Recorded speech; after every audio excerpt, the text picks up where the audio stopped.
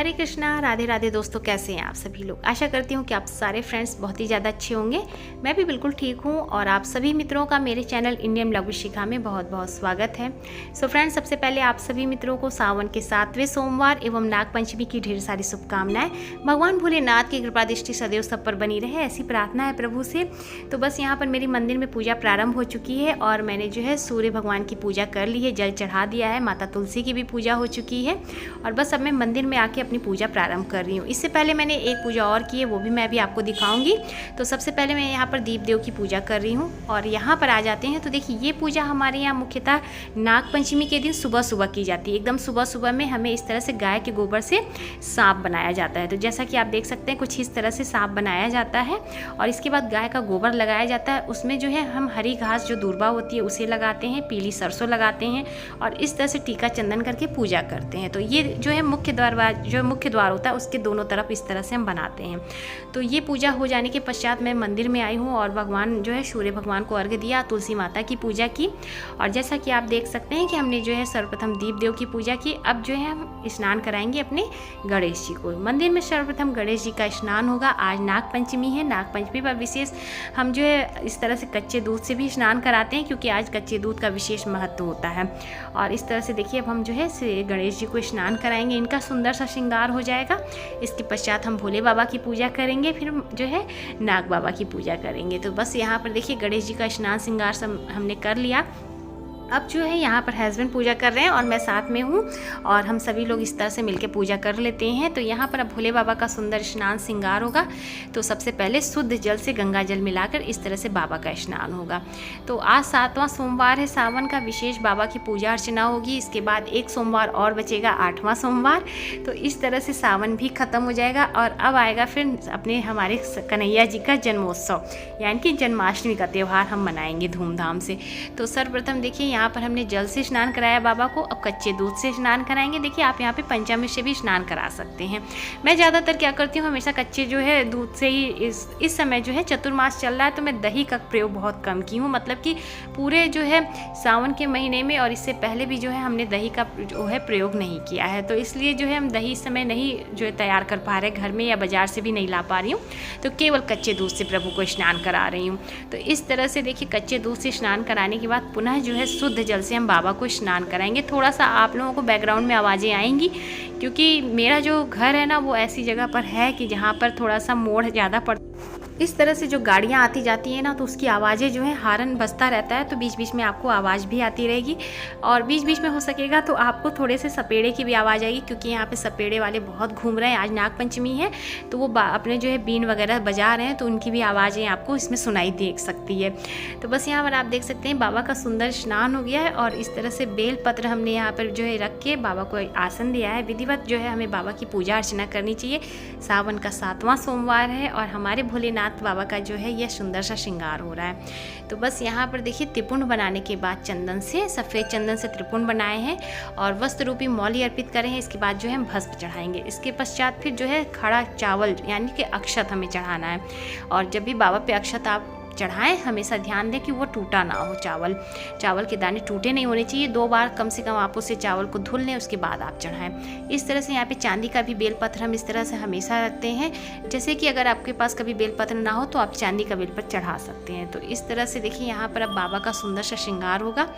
तो यहाँ पर आप देख सकते हैं। इसके बाद फिर अब हम लोग जब बाबा का पूजा हो जाएगा तब हम नाग बाबा की पूजा करेंगे। नाग बाबा की पूजा किस प्रकार से करेंगे वो भी मैं आपको दिखाऊंगी। तो पार्थिव जो है हम इस तरह से पार्थिव नाग बाबा बनाएंगे, यानी कि हमारी जो मिट्टी से हम नाग बाबा बनाते हैं और इसके बाद उनकी पूजा करते हैं, वो भी मैं आपको आगे दिखाऊंगी। तो इस तरह से यहाँ पे देखिए, जो भी चीज़ें हम रखते हैं बाबा को, इस समय बहुत सी सुंदर सुंदर चीज़ें अर्पित की जाती हैं। धतूर चढ़ाया जाता है, बेल चढ़ाया जाता है, बेल फल चढ़ाया जाता है और इस तरह से जो है आंकड़े की जो माला बनती है वो चढ़ाई जाती है। बहुत सारी चीज़ें बाबा को अर्पित की जाती है। आप यहाँ पे काले तिल चढ़ा सकते हैं, काली मिर्च के दाने चढ़ा सकते हैं। अलग अलग उपायों के लिए अलग अलग जो है बाबा पे सामग्रियाँ अर्पित की जाती हैं। तो इस तरह से देखिए अब बेलपत्र से बाबा का श्रृंगार हो गया। और इस तरह से हमारे यहाँ अब हम करेंगे जोड़े से यहाँ पर नाग बाबा की पूजा। तो जैसा कि आप देख सकते हैं यहाँ पर इस तरह से हम लोगों ने मिट्टी से बनाया है। तो बस इनकी पूजा करेंगे और इसके बाद इनका विसर्जन भी हम लोग करेंगे। तो सबसे पहले जल से स्नान कराएंगे, फूल लेके हमने पहले इनका आवाहन किया है। इसके बाद जो है ध्यान में करके और इसके बाद जो है हम जल से स्नान कराएंगे। इसके बाद गाय के दूध से, कच्चे गाय के दूध से स्नान कराएंगे और इसके बाद फिर लावा वगैरह चढ़ाएंगे। जो भी चीज़ें आज अर्पित की जाती हैं वो सब हमें जो है इस तरह से इसी में चढ़ाना है और इसके बाद फिर हम इसका जो है विसर्जन कर देंगे। नागपंचमी के दिन हमारे यहाँ इसी तरह से पूजा होती है और वही मैं आप सभी के साथ शेयर करती हूँ। देखिए अलग अलग जगह पे अलग अलग तरीके से पूजा होती है। मेरे यहाँ जिस तरह से होती है मैं वही आप लोगों के साथ शेयर भी करती हूँ। तो बस यहाँ पर आप देख सकते हैं कि हमारे यहाँ पर पूजा हो चुकी है। अब हम टीका और चंदन लगाएंगे। तो ये हमने जो है मिट्टी से बनाया है, थोड़ा सा डर लगता है कि हाँ कहीं खंडित ना हो जाए, तो बहुत ही संभाल के इनका श्रृंगार और इनकी पूजा की जाती है। थोड़ी थोड़ी चीज़ें हमें दूर से हल्के हाथों से छुआई जाती है और इनकी जो है पूजा की जाती है। तो वैसे बहुत अच्छे से बन गए थे और जोड़े से ही बना के पूजा की जाती है। इस पूजा को करने से आपके जो भी कष्ट होते हैं वो दूर होते हैं और कहते हैं अगर आपके जो है कुंडली में ऐसा कोई सर्प दोष वगैरह है तो उसका भी निवारण होता है। तो इस तरह से भी आप पूजा कर सकते हैं। अब हम लावा अर्पित करेंगे।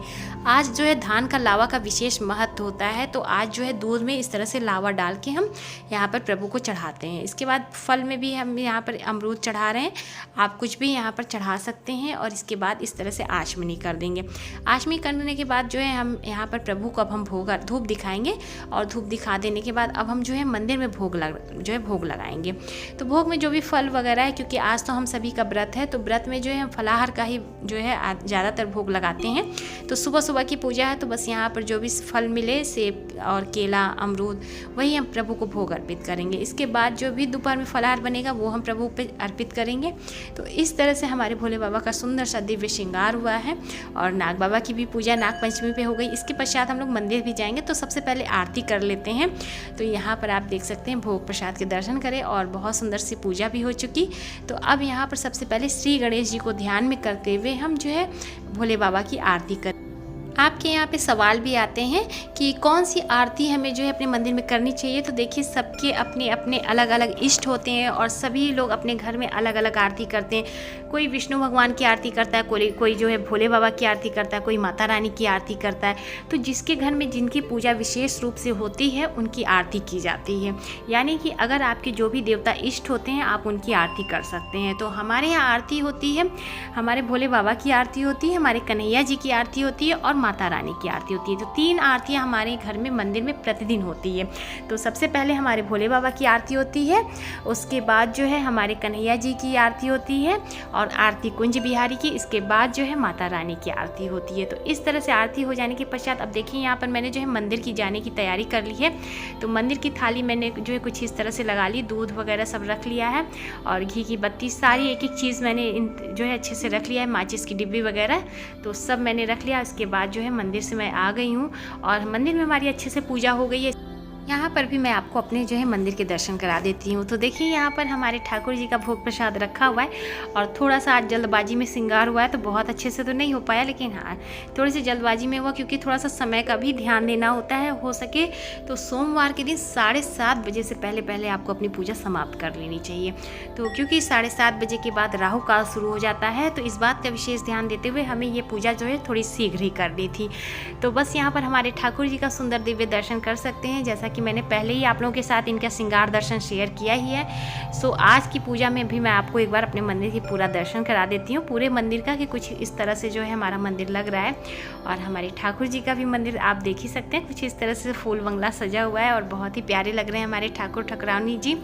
और यहाँ हमारे बाल गोपाल भी देख सकते हैं। तो बस इनका जो है इस तरह से अभी हम लोग की पूजा हो जाएगी, फिर हम इन्हें जो है झूला झूलाएंगे। तो इस तरह की दिनचर्या अभी रहेगी। और चलिए यहाँ पर आरती तो मैंने दिखाई दी। हाँ, आपको मैं अपने छोटे से गणेश जी का जो स्नान दिखाया था, श्रृंगार नहीं दिखाया था। तो यहाँ पे स्नान और श्रृंगार कुछ इस तरह से इनका हुआ था, तो आप देख सकते हैं। इसके बाद अब आपको मंदिर के भी थोड़े से दर्शन करा दूँ। तो देखिए यहाँ पर दीपक रखा हुआ है, जो प्रज्वलित हम करते हैं सर्वप्रथम वो दीपक। इसके बाद जो है भोग प्रसाद आप देख सकते हैं। यहाँ हमारे जो नाग बाबा की पूजा हुई है वो है। तो अब हम जो है मंदिर से आ जाएंगे, इसके बाद फिर आने के बाद देखिए हम इनका विसर्जन करने वाले हैं। तो अब हम इनका जो है विसर्जन कर देंगे और इस तरह से जो है पूजा हमारी होती है नागपंचमी के दिन। यहाँ पर दर्शन कर सकते हैं हमारे भोले बाबा का सुंदर श्रृंगार दर्शन करें, बहुत ही सुंदर लग रहे हैं। और यहाँ हमारे गुरु गोरक्षनाथ बाबा भी विराजमान हैं। तो इस तरह से इनके भी दर्शन करें और बहुत ही सुंदर लग रहा है मंदिर। और अब मैं आपको अपने भोले बाबा और माँ पार्वती के भी दर्शन कराती हूँ। सबसे पहले नंदी महाराज के दर्शन करें और यहाँ आ जाते हैं तो यहाँ हमारे भोले बाबा और माँ पार्वती के सुंदर दर्शन करें। बहुत ही सुंदर श्रृंगार हुआ है प्रभु का और बहुत ही अच्छे लग रहे हैं। तो इस प्रकार से जो है सावन के 7वें सोमवार एवं नागपंचमी के शुभ अवसर पर हमने अपने मंदिर में कुछ इस प्रकार से जो है पूजा अर्चना की, बहुत ही सरलता के साथ। और वही मैं आप सभी लोगों के साथ शेयर कर रही हूँ। तो उम्मीद करती हूँ कि आप सभी लोगों को मेरी आज की ये वीडियो पसंद आई होगी। तो प्लीज़ वीडियो को लाइक कीजिएगा, ज़्यादा से ज़्यादा शेयर कीजिएगा। चैनल पे मेरे पहली बार आए हैं तो मेरे चैनल को भी सब्सक्राइब कीजिएगा, इंस्टाग्राम पे फॉलो करिएगा। मैं मिलूँगी आप सभी को अच्छे से नए से वीडियो के साथ। तब तक के लिए हरे कृष्णा, राधे राधे, जय श्री राधे।